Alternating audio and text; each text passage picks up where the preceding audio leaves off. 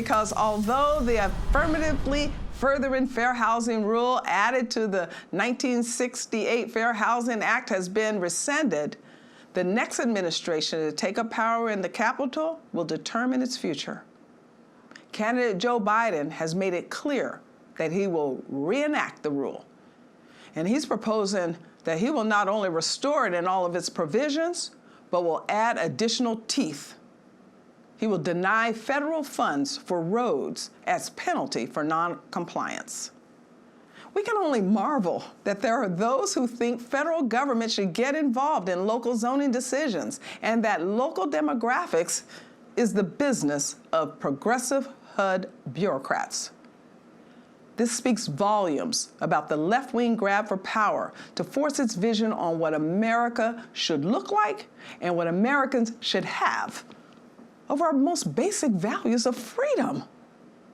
Which of you actually believes that bureaucrats sitting here in Washington, D.C. should decide what is best for your family, what house you should live in?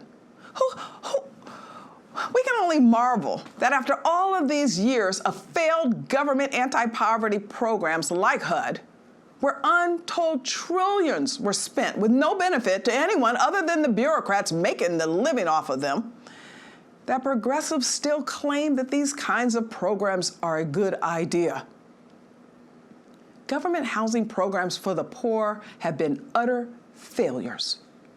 By concentrating poverty, they have created government-controlled ghettos.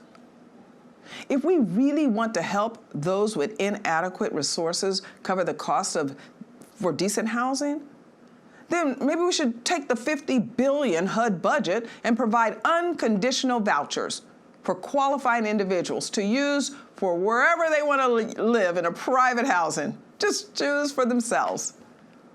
For those on the left who want to continue to exploit our nation's most vulnerable and our poor by trapping them in public housing projects, for them now they want to expand this exploitation into our suburbs for political reasons of social justice and climate change?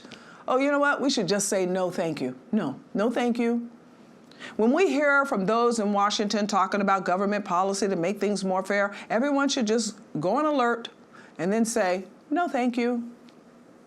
Because if we really care about keeping America more equitable and helping the unfortunate, then we should work to keep America free and growing and prosperous. We should work on loving our neighbor as ourselves and doing what we can locally to help charity groups and churches that serve those that need help beyond their own abilities and resources. And we should vote for policymakers who believe that this is our work, not theirs.